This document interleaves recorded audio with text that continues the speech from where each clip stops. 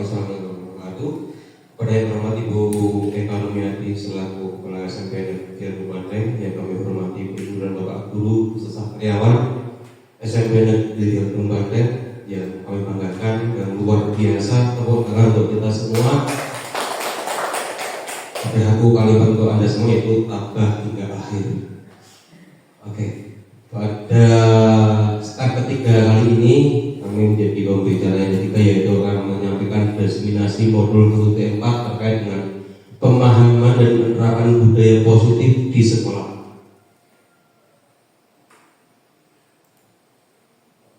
Ya, lanjutkan. Dua sekalian, sebelum kita mulai pada sesi akhir ini, kita percepat. Yang pertama, hari tepat waktu, alhamdulillah sudah. Dua, saya menghargai. Tiga, gadget mode silent. Dan keempat, boleh tumil. Boleh tumil? Boleh. Lima, mengikuti kegiatan hingga selesai. Semoga tidak sampai sudah bisa selesai. Lanjut. Oke. Yuk sekalian, salah satu program TGP yang kami lakukan bersama dengan Ibu Wiwi, Ibu Wiwi dan lain, itu adalah kita membedah bagaimana pendidikan versi KHD dilakukan. Sebenarnya seperti apa sih? Maka di sini keseluruhan pembelajaran itu akan selalu berkutat dan berpusat pada filosofi KHD, tidak boleh tidak. Yaitu menuntut segala kodrat yang ada pada anak. Lanjutkan, cepat. Oke. Ibu sekalian, ini adalah koneksi yang kami pahami. Apa sih sebenarnya koneksinya dari budaya positif hingga kepada modul KHD? Yang pertama, yang pasti yang pertama adalah guru harus menjadi teladan terlebih dahulu sebelum kita akan membuat anak menjadi anak yang benar-benar positif. Harapannya adalah kita bisa menjadi teladan terlebih dahulu, kemudian dapat meminimalisir pelanggaran dan permasalahan pada murid, menciptakan lingkungan positif, mencipta budaya positif, dan yang akhirnya adalah adanya pembelajaran bersama murid. Kemudian teruskan, maaf Ibu, tinggal langsung foto anak saya. Pertanyaan tematik, apakah Ibu dan Bapak Guru setuju dengan pernyataan di bawah ini? Hukuman dapat mendisiplinkan murid secara permanen? Tidak. Penghargaan dapat meningkatkan motivasi positif murid secara permanen? Tidak.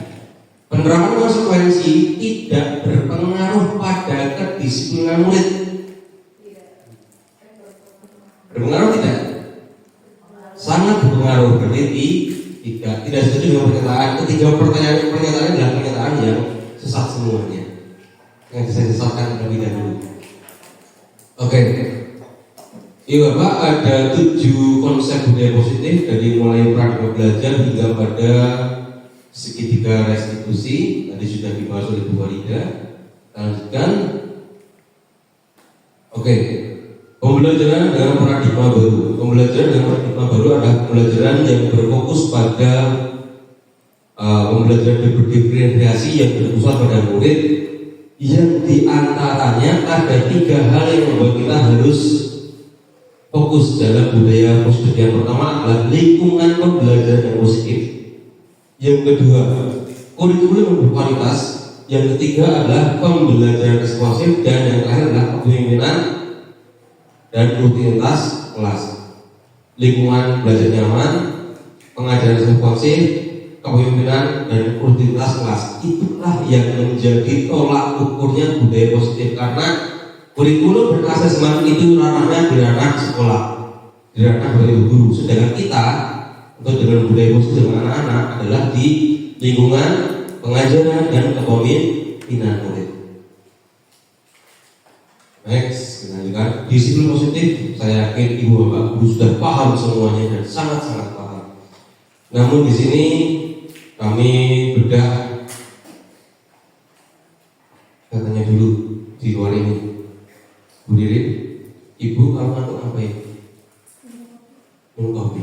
Ibu Nur ketika lapar gimana? Ngapain? Makan. Pak Imam, ketika lagi haus gimana? Minum. Oke. Harapan kita itu diperintah oleh tubuh kita sendiri, Bapak Ibu. Tubuh itu udah warning, kamu dengarnya kurang, kamu makanya kurang lah. Disiplin pun sama, Bapak Ibu. Karena apa? Disiplin itu adalah kemampuan diri kita mengontrol diri sendiri tanpa adanya dorongan atau paksaan dari manapun, sehingga mampu untuk mematuhi aturan norma yang ditetapkan. Di sini clue-nya di sini, tanpa ancaman, tanpa hadiah maupun hukuman. Kesadaran kita sendiri. Kita itu pengennya apa sih? Haus makan atau tidur? Itu kan normalnya sama. Ditetapkan apa di sini? Inilah yang disebut disiplin positif seperti itu, dengan yang mudah dipahami oleh anak. Maksudnya tadi sudah banyak sekali dibahas di awal oleh Bu Farida, tapi di sini saya membahas ada dua yang paling penting bagi kami. Yang pertama adalah proyek B5, profil pelajaran Pancasila. Ada 6 karakter yang harus ada menjadi nilai-nilai kebajikan universal dan dari Virtus Project atau proyek-proyek nilai kebajikan yang kami anggap sangat-sangat lengkap sekali. Jadi keseluruhan normatif daripada anak dan diri kita ditandai dengan seperti itu.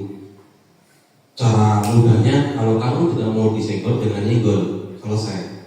Tinggal rasa, ya atau tidak? Nah, seperti itu. Oke, lanjutkan. Yuk sekalian, yang namanya disiplin dan motivasi itu pasti berdasar pada dorongan. Salah satu dorongannya menurut Dr. William Kaiser adalah 5 kebutuhan manusia: survival, kebebasan, freedom, cinta kasih, penerimaan, kesenangan, dan pengakuan harga diri. Dan kelima-limanya ini memiliki korelasi satu sama lain. Tidak percaya? Coba Bu Sri kalau lapar kira-kira kerjaannya gimana? Hawanya gimana? Kalau lagi lapar, perutnya kosong, pusing. Hawanya gimana? Apa kita agak tua ya? Iya.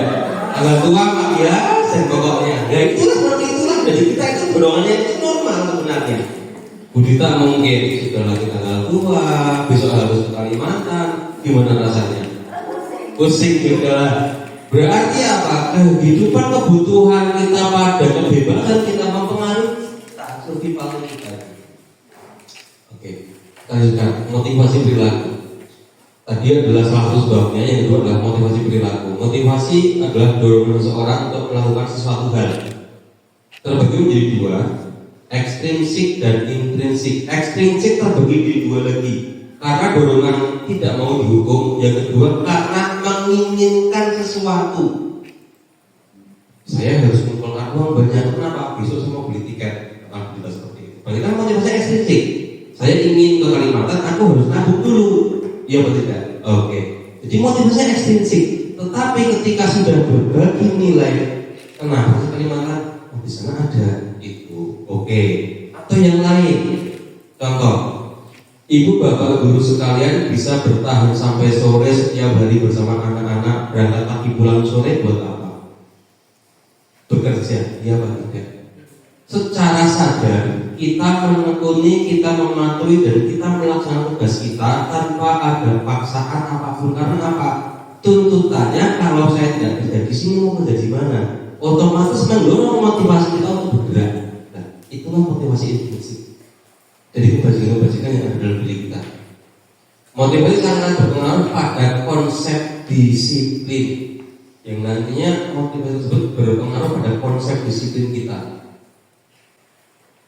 Oke, Ibu bapak sekalian, ada 2 konsep identitas, ada 2 yaitu gagal dan sukses atau yang berhasil. Konsep gagal ada 2, hukuman dan penghargaan. Mengapa?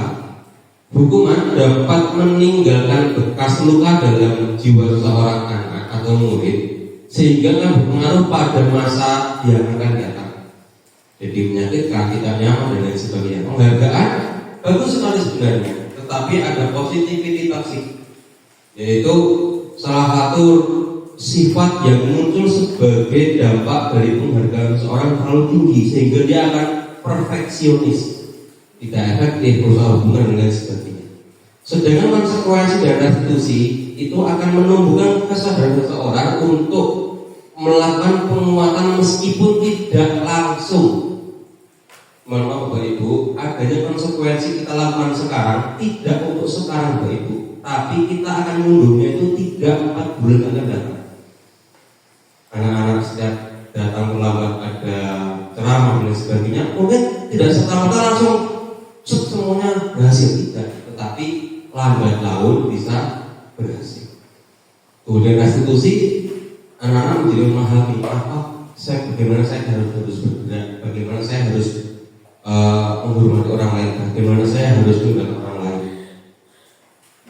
Oke, cepat. Ini sikap-sikapnya masih sangat banyak. Contoh, kita menghadapi, menunjuk, kita berceramah, kemudian membuat orang bersalah, berceramah, menunjukkan kekacauan dan lain sebagainya. Guru membuat alasan untuk murid-muridnya, memantau, menghitung atau mengukur, manajer mengajukan pertanyaan. Ini adalah dari atas ini adalah rubrik untuk perilaku guru. Bapak bisa melihat, bisa berkaca pada diri kita sendiri. Kita yang mana kira-kira yang di mana posisi kita rubriknya. Yang kedua, pola perkataan kita sampai di mana kita. Apakah kita di sini? Apakah kita di sini? Apa di sini? Atau di sini? Lantas kondisinya bagaimana? Nah, ini bagi guru, sedangkan ini bagi murid. Ketika murid bisa berkata tidak, ketika murid bisa berkata males, ketika murid berkata buat apa sih, biasanya stimulus yang dia terima adalah yang negatif. Tidak bisa antara penghukum, bisa juga antara membuat rasa bersalah. Tapi kalau mereka excited, saya pikir menyenangkan, saya pikir oke, berarti maksudnya di sini. Dan dampaknya pun juga lebih bagus. Biar di 3 entitas sukses, teman, pemantau dan manajer. Cepat. Ilusi, kontrol, miskonsepsi, teori kontrol. Apakah Bapak Ibu yakin bisa mengkondisikan murid secara total? Ya. Murid akan merasa dapat dikontrol ketika mereka mau dikontrol, tapi ketika tidak juga bisa. Yang pertama, ilusi guru mengontrol murid. Seperti ini, siap gerak dan lain sebagainya. Iya, kalau murid siap untuk bersiap dan lain sebagainya karena mereka menerima kontrol kita. Tapi ketika mereka bosan, mereka boring, tenang, jangan rame dan lain sebagainya. Ada yang mainan pulpen, ada yang mainan kertas dan sebagainya. Karena apa? Tidak nyaman dengan kondisinya. Ilusi bahwa semua penguatan positif efektif dan bermanfaat, tidak juga. Ketika dia mengalami kegagalan, maka akan lebih jauh dan sangat jauh jatuhnya. Ilusi kritik membuat orang merasa bersalah akan mendapat penguatan karakter. Di satu sisi iya, tapi di lain sisi tidak. Mengapa? Kritik dapat membangun seseorang menjadi lebih paham, lebih bagus, tetapi di sisi lain akan membuat dia merasa mendendam. Ilusi bahwa orang dewasa memiliki hak memaksa, tidak juga, karena kita dibatasi oleh hak dan kewajiban sebagai sesama manusia. Guru dan orang lain hanya dapat mempengaruhi perilaku murid melalui stimulus dan respon. Apa itu stimulus dan respon? Mohon maaf, Bapak Ibu, Bunur. Nah, saya bilang Bunur berarti apa? Saya mau berikan stimulus, responnya Bunur langsung ke saya. Berarti apa?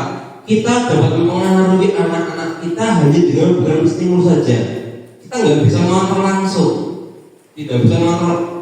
Kamu harus A, B, C tanpa kita perintah, nggak bisa karena mereka belum berjalan secara otomatis.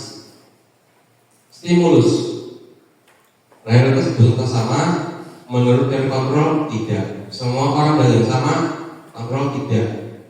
Kita mencoba mengubah apa yang berbeda dengan kita, di zona kontrol kita memahami pandangan orang lain tentang dunia. Oke, kita buat bedah kita dulu. Apakah Bu Sri dan Bu Tutik memandang saya sama? Tidak. Bu Wiwin dan Bu Tini juga tidak. Berarti tidak pasti setiap orang memiliki pandangan yang sama. Kemudian perilaku buruk selalu dilihat sebagai suatu kesalahan. Di dalam teori kontrol tidak, karena siapa tahu perilaku buruk tersebut merupakan salah satu cara anak tersebut menyelamatkan diri. Contoh, anak terlambat gara-gara mengantar ibunya dulu ke pasar karena ayahnya sedang di Jakarta. Kalau dia tidak ke pasar dan dapat uang satu, terus yang ngasih uang itu siapa? Berarti cara dia untuk menyelamatkan dirinya sendiri dulu. Next, ini Bapak Ibu ada 5 kontrol posisi kontrol. Beberapa contohnya, murid tidak mengerjakan tugas. Kenapa bisa lupa tugasnya? Cepat bersihkan perpustakaan tanpa ada kesepakatan, tanpa ada perencanaan. Itu adalah masuk dalam hukum. Bapak kecewa denganmu. Sudah berapa kali Bapak bilang agar segera waktu di sini. Teman lupa lagi ya tugasnya, segera selesaikan dan lain sebagainya. Pemantau. Nah, kalau sudah masuk dalam pemantau dan manajer, sudah ada rambu-rambu yang ada di kelas. Itu adalah salah satu tolak ukurnya. Anak sudah memahami konsekuen. Kalau belum dipahami konsekuensinya, jangan sekali-kali menanyakan apa konsekuensinya. Kita mau kasih konsekuensi apa ke anak, harusnya sudah pahami dulu. Anak sudah tahu nilai konsekuensinya atau nilai kebajikannya di kelas. Seperti itu. Keyakinan kelas. Oke. Mengapa keyakinan bukan peraturan? Tadi Bu Wenda sudah membahas, tapi saya perjelas lagi. Kira-kira kalau sudah ada keyakinan kelas, apakah masih perlu ada peraturan? Bapak Ibu? Yakin? Coba. Mengapa harus ada aturan tidak boleh menggunakan HP saat mengemudi? Keselamatan. Umpama ketika kita buat SIM keyakinan Bapak polisi, Pak polisi, Bu Farida, tolong besok kalau naik motor pakai helm ya, ya Pak, cukup. Terus besok lagi pakai helm, terus gimana? Apa konsekuensi ibu ketika kecelakaan tanpa helm? Jadi peraturan dibuat Bapak Ibu itu tidak hanya supaya kita itu memahami apa risiko-risiko yang akan ada, namun juga menyelamatkan orang lain. Mengapa ada aturan dilarang motor di SPBU? Mengapa ada tanda segala klakson di surat tempat ibadah dan rumah sakit? Namanya tidak menghargai. Karena ini bersangkutan dengan namanya konsekuensi konstituante. Karena kita hidup di masyarakat. Oke. Keyakinan kelas dan peraturan kelas. Kalau keyakinan kelas itu fokusnya pada aspek moral Bapak Ibu. Itu saya memberikan lapar, makan, haus, minum, ngantuk, tidur. Apabila anak-anak sudah mengilhami, mengamini terkait dengan nilai-nilai universal, kebajikan universal, maka tanpa kita perintah pun dia sudah punya tataran nilai sendiri. Karena apa? Dalam keyakinan kelas ini adalah fokus pada moral, etika, serta nilai yang berdasari seperti perilaku jujur, tanggung jawab, gotong royong. Dibentuk atas rangka bersama. Pasti mengutamakan motivasi prinsip dan tidak selalu diikuti konsekuensi. Mohon maaf, dalam keyakinan kelas tidak selalu didasari atau diikuti oleh konsekuensi. Sedangkan peraturan kelas fokus pada penekanan perilaku. 2. Dirancang oleh guru oleh atau pendidikan. 3. Peraturan diikuti dengan konsekuensi apabila melanggar. Jadi dapat kita ibaratkan peraturan itu adalah tujuannya, sedangkan keyakinan kelas sebagai mobilnya atau kendaraannya. Kita ingin anak kita tanggung jawab apa ya kita pakai keyakinan kelas, tapi ketika mereka melanggar kita kasih konsekuensi. keduanya harus ada dan harus pahit. Karena keduanya saling melengkapi. Coba umpama kayak gini, ada kelas 9A, kalau lagi makan jatuh, nyenggol temennya sedang ada anak lewat, nyenggol temennya lagi makan, minyak jatuh. Kalau menurut yang kelas cukup dengan minta maaf saja, selesai. Tapi menurut peraturan, apakah dia nggak harus mengganti mie yang jatuh? Ya harus mengganti mie, karena apa yang hilang yang harus kita ganti sebagai hasil dari perlakuan kita.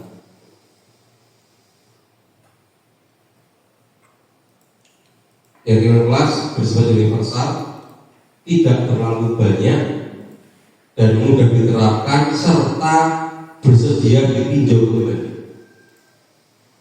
Kemudian contohnya seperti apa Ibu? Saya kemarin di kelas 8C, alhamdulillah sudah bisa bersama anak-anak. Ini yang menjadi hasil dari kami kemarin. Waktu saya menghormati gotong royong 8C salah satu kelas dan sudah memproklamirkan kelas tanpa bebas asap rokok. Kelas 8C alhamdulillah kemarin mengembalikan barang teman ke waktu. Ini untuk kelas 8C kemarin sudah berani mengproklamirkan kelas kami bebas rokok. Kemudian ini prosesnya, proses bulan penyusunan kelas kali ini perannya. Oke. Ibu Bapak sekalian, sebenarnya proses kegiatan kelas itu sangat-sangat mudah asalkan kedua belah pihak antara murid dan guru saling memahami. Saya yakin yang pertama, anak-anak harus dikondisikan terlebih dahulu. Pertama, anak-anak diajak untuk menuliskan keyakinan di sini bisa keinginan, request, kemauan, masalah atau apapun itu. Setelah keinginannya tertulis ditempelkan di papan tulis, kemudian kita minta beberapa anak untuk mengelompokkan, dikelompokkan lagi, dipilah-pilah mana yang masuknya kepada pelanggaran, mana yang masuknya pada request, mana yang terkait dengan menghormati, mana yang terkait dengan tanggung jawab dan lain-lainnya. Apabila sudah ketemu, lainnya kita buat dari yang tadinya larangan. Contoh, tidak boleh terlambat di kelas. Kita rubah menjadi yang positif. 8C selalu hadir tepat waktu. Bisa ditambah anak ganteng yang cantik-cantik hadir tepat waktu. Kita boleh kok menambahkan klausa yang lebih unik pada anak. Setelah itu mengecek, menyepakati, tidak lupa agar tidak ada distorsi, kita kuatkan dengan tabel T dan tabel Y. Tapi di sini saya mau perhatikan tapi agak panjang ya. Tabel T itu adalah tabel yang tampak. Mohon maaf Bapak Ibu, ketika seperti ini, ketika kita mengembalikan badan, kira-kira gesturnya gimana? Maju ke depan, kita katakan kayak gumbit. Apakah saya dengan kondisi dan mengangguk diem kayak gini, apa saya sumet dengan bilang Bu Ibu aku membalikan mouse? Yang mana dengan gesturnya? Yang pertama apa yang kedua? Yang kedua kan berarti tampak. Yang seperti apa? Tampak, tidak tampak. Yang tampak seperti apa? Oh, yang tampak adalah dia mengembalikan tampak. Tidak tampak, dia tidak mengembalikan waktu. Perilakunya seperti apa? Terlihat seperti apa? Dengar seperti apa? Itu tabel Y. Sedangkan yang kedua adalah penguatan dengan tabel peran guru dan murid. Saya tidak tambahkan di sini terlalu panjang. Intinya apa? Dalam setiap kegiatan kelas, kedua belah pihak itu saling berkaitan. Ketika murid tidak boleh terlambat, tidak bisa terlambat, maka guru pun juga harus dapat masuk tepat waktu. Karena konsekuensi dalam kegiatan kelas itu antara guru dan murid, meskipun ada alasan atau kebutuhan lain, contoh kita tanggung sedang mengerjakan tugas di dalam kantor atau kita sedang tahu dan sebagainya, kita bisa memberikan satu alasan kepada anak yang dapat diterima sehingga kebutuhan anak untuk diberi pelajaran juga tidak terkurangi. Ini tabel Y-nya yang tadi saya sempat aturkan mengembalikan seperti apa. Nah ini terlihat, terdengar, berperilaku. Apa yang terlihat? Dia berdiri memberikan mouse. Terdengar, Bu saya mengembalikan mouse. Perilakunya apa? Mengembalikan barang dengan ramah. Ketika anak-anak diberikan pemahaman seperti ini, dia akan memahami ketika saya berlaku A, maka responnya B. Dengan responnya seperti ini, stimulnya seperti ini. Oke, saya cepat. Restitusi adalah proses untuk menciptakan kondisi bagi peserta didik untuk memperbaiki kesalahan sehingga bisa kembali pada kelompok mereka dan karakter yang lebih kuat. Menurut Gosel tahun 2004 dalam bukunya.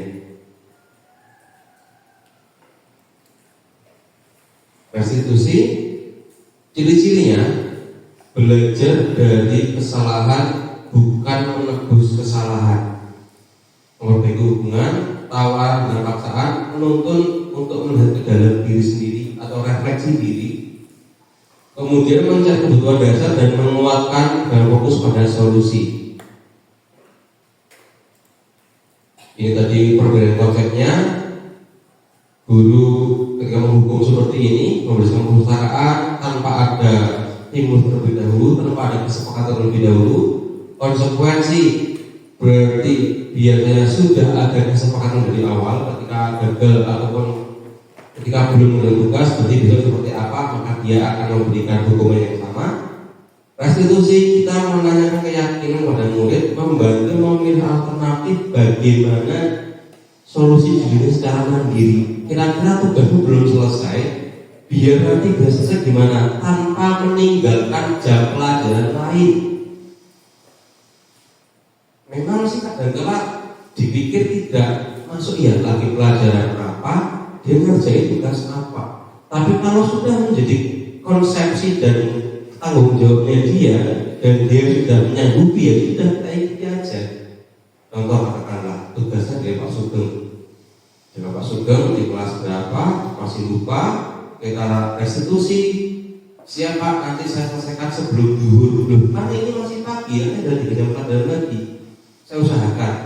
Ketika anak tersebut nyambi lagi pelajarannya Bu Tuti, pelajarannya Bu Sri, dia nyambi tugas ya sudah di konsekuensinya dia secara mandiri tahu seperti itu. Tugas kita hanya mencoba untuk memberikan pemahaman bahwasanya kamu tidak boleh meninggalkan pelajaran yang lain meskipun sedang menyelesaikan tugasnya Pak Sugeng. Seperti itu. Bukan kita mengarahkan kamu harus seperti ini, tidak. Restitusi tidak seperti itu, Pak Ibu. Ini contoh kemarin dengan aturan yang berbeda. Ada 4, tapi yang saya pakai 2 karena yang 2 nggak pantas, bajunya kurang bagus. Ada 2 anak, yang satu novel, yang lagi dari si Akan Beni, tapi kita pakai bajunya nggak pas. Saya pakai yang 2 yang lagi yang sangat bagus bajunya. Oke. Itu yang baru saya sampaikan dari sekelumit apa yang dipahami. Semoga tidak mengurangi pemahaman kita, dan saya lebih suka ketika ada pertanyaan atau tanggapan sehingga bisa menambah pemahaman saya terkait dengan budaya positif. Sekian dari saya. Assalamualaikum warahmatullahi wabarakatuh. Monggo ada tambahan atau ada mungkin pertanyaan kami tampung. Monggo, gimana Bu? Kamu dengar enggak? Boleh ya. Terima kasih Pak Farid. Pak Farid guru PK pasti dalam hal seperti ini sangat menguasai.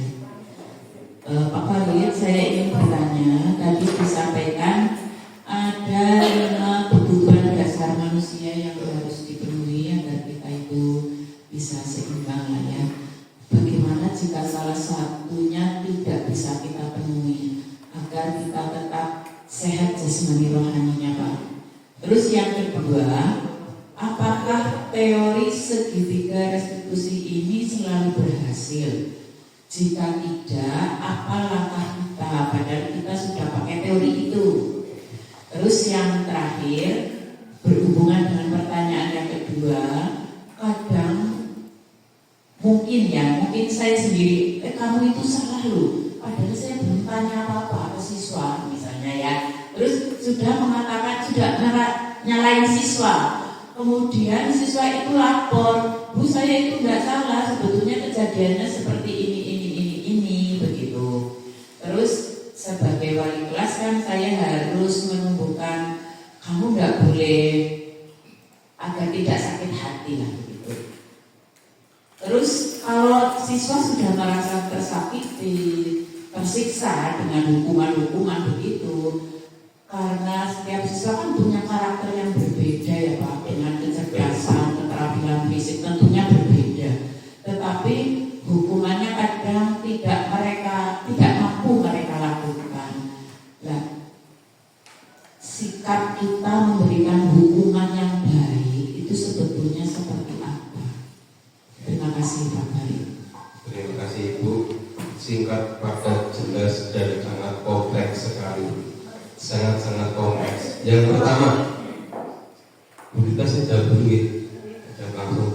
Yang pertama, bagaimana jika kita tidak dapat memenuhi salah satu kebutuhan, ada dari mulai survival, kesenangan, cinta kasih, kebebasan, kemudian dan sebagainya. Katakanlah contoh pada kasih sayang. Example, anak berkedok, tidak mungkin kita bisa menggantikan porsi ibunya dia kan otomatis kan ya. Tapi dalam teori retraktor ada yang namanya substitution self. Jadi kita bisa memberikan substitusi Bu. Ketika kita memberikan tidak mampu untuk memenuhi salah satunya, anak diberikan salah satu alternatif. Kamu pengennya apa? Contoh katakanlah, anak sudah selesai katakanlah berkutik buat karangan nih, puisi atau karangan. Kemudian dari 30 anak, 3 anak sudah bisa duluan. Padahal waktu masih 30 menit, ya kan? Dia ada kebutuhan lain di situ, yaitu apa? Ada kebebasan dan kesenangan. Nah, Einstein di sini ganggu hadir dan sebagainya. Kalau kita fokus ke 3 anak, yang lainnya enggak, kebutuhan yang lainnya enggak. Lantas bagaimana caranya? Dengan substitusi vertikal, kita mengarahkan 3 anak ini untuk dapat satu memilih alternatif pembelajaran lanjutan setelah dia selesai melakukan pengarahan.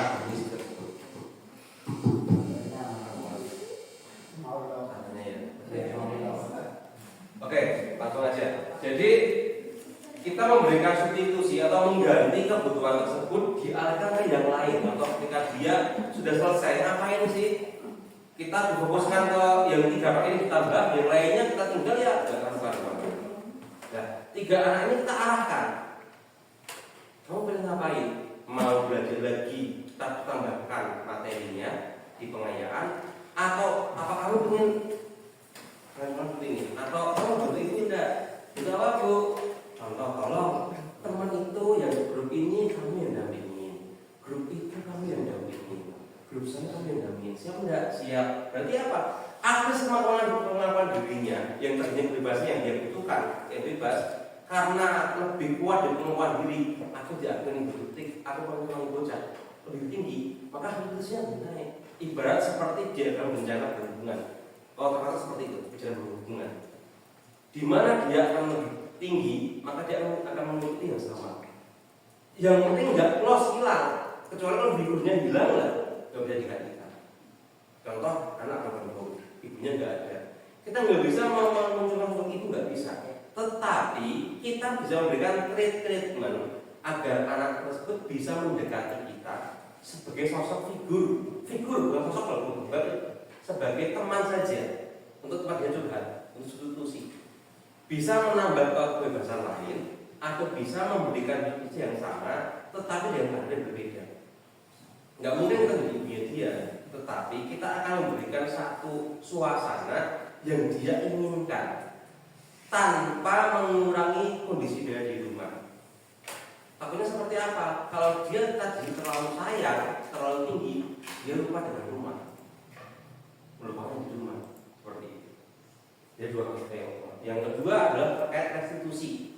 Restitusi sebenarnya kalau kita lihat di BK itu sama dengan pendekatan behavioristik. Kita stabilkan menerima anak-anak tersebut, kita buat dia stabil terlebih dahulu, nyaman terlebih dahulu, menerima dengan rapat, menerima apa adanya, kemudian menanyakan alasannya apa, bagaimana dia kondisinya, kronologinya bagaimana, mengkaji artinya seperti apa. Yang berikutnya yang terakhir dalam behavioristik adalah apa yang harus kita lakukan, apa yang harus kita ganti, dan bagaimana jika kamu di situ. Jadi kita mengandaikan setelah anak tersebut tenang, tanya kronologinya bagaimana, mas, contoh umpamanya kamu kondisi jadi korban itu gimana? Ya sakit pak. Dari itu kita naikkan, terus kira-kira cara kamu untuk mengganti biar anak tersebut bisa nggak bilang salah kamu, biar masalah orang tuanya selesai gimana? Kita berpikir, kita nggak ngarahkan apapun, hanya memberikan stimulus saja. Tidak mengatakan kamu harus A. Pilihan ibu ada A, B, C, D, pilih yang mana? Kalau seperti itu, anak akan mandiri. Sangat tidak mandiri. Karena dia akan merasa hidup itu penuh dengan pilihan yang sudah ada pilihannya. Bukan istilahnya pilihan ganda, bukan pilihan bebas. Tapi kalau kamu sudah seperti itu, kondisinya gimana, nggak nyaman pak, sakit, merasa sakit dan sebagainya, malu dan sebagainya. Terus caramu bisa menebus kesalahan gimana? Kita tidak mengarahkan plan A, plan B, plan C tidak, tapi gini, dia akan oh ya pak saya akan menerangkan kepada dia ini. Kita koreksi, kita koreksi ya, kita kita cek sudah ini udah belum. Contoh lain yang jadi dia kawan apa kasusnya? Oh dia malu, dia dendam, kehilangan gigi, kehilangan gelas dan ini. Oke, gelasnya gimana? Lupa ganti. Giginya sakit pak ini pak, ditambah ya ini gimana? Nah, ketika anak tersebut menyebutkan pak saya bingung, kira-kira kalau kamu malu enaknya diapain orangnya? Ya seperti ini. Coba kamu kembalikan. Jadi kalau behaviorisme adalah mengandaikan kita seperti itu, sama dengan restitusi. Tapi ibu, restitusi itu bukan satu-satunya treatment yang paling bagus. Semua treatmentnya tidak mungkin kita itu akan memberikan restitusi pada anak yang sudah berkelahi total, susah. Dan restitusi pun tidak berarti seperti itu enggak. Kita bisa awali dari yang kedua. Problemnya apa sih?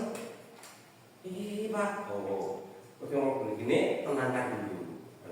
Jadi tidak kalau dari hasil kami dari Bugiati tidak serta-merta 3 itu harus urut. Itu kalau untuk ini ya, tapi kalau untuk treatment di lapangan tidak. Kita bersih yang tengah dulu. Problemnya apa? Si A belum terus si B, si A mainan sama si B, tahu-tahu bertengkar dan sebagainya. Oh ya udah, kumpulkan keduanya, kita stabilkan dulu.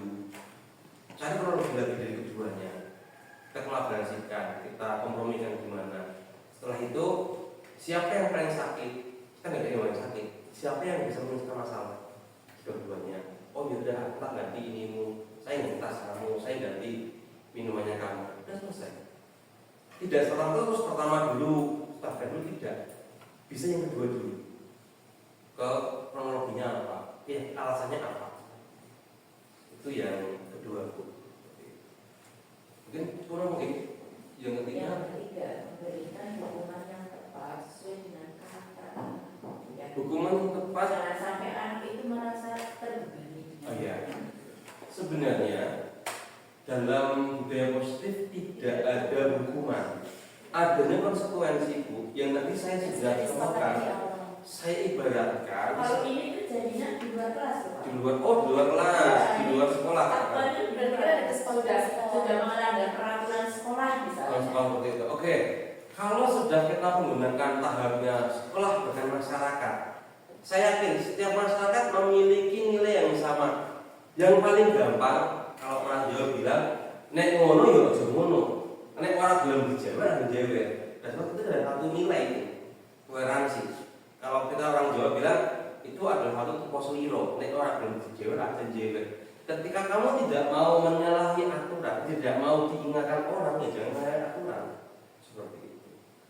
Nah, yang menjadi konsepsinya, bagaimana cara kita bisa mendisiplinkan, bukan memberikan hukuman, ya mendisiplinkan anak di luar konteks sekolah atau bahkan konteks sekolah adalah kita masukkan dalam nilai-nilai universal yang umum. Saya yakin setiap desa, bahkan di kota sekalipun ada nilai universal yang sudah berjalan. Ada gotong royong, ada kesopanan, kesusilaan. Yang memang setiap orang berbeda-beda. Yang paling gampang agama, dan itu paling gampang banget. Norma agama. Perilaku kamu itu menyalahi agama tidak. Tapi ketika kita bertemu dengan anak-anak milenial yang jauh dari agama, jangan pakai ini. Diguyur. Kita pakainya adalah yang umum saja. Ketika kamu di kondisi seperti ini, apa yang kamu lakukan nanti? Jadi kita ibaratkan, kita kembalikan lagi. Contoh ada anak tawuran itu, tawuran di gang. Si pelaku itu kumpulkan. Kita biarkan namanya yang sedang gak karuan di foto atau apa. Ini teman seperti ini. Kalau kamu di sini tuh posisi seperti ini, biarmu kok pilih. Ibumu bagaimana? Kamunya bagaimana? Kalau saat ininya putus, tangannya putus, terus kamu bagaimana? Kita ambil seperti itu dulu.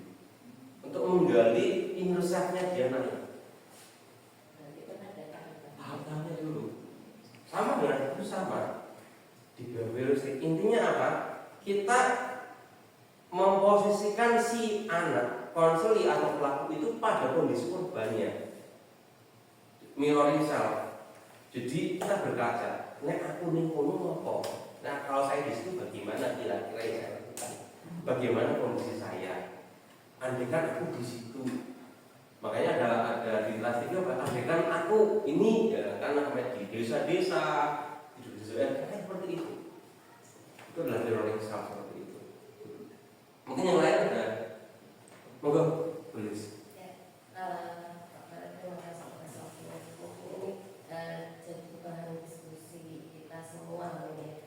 Kalau upacara itu kan kita dulu pernah pada saat dimana atribut tidak memakai, kita meminta untuk dikumpulkan depan.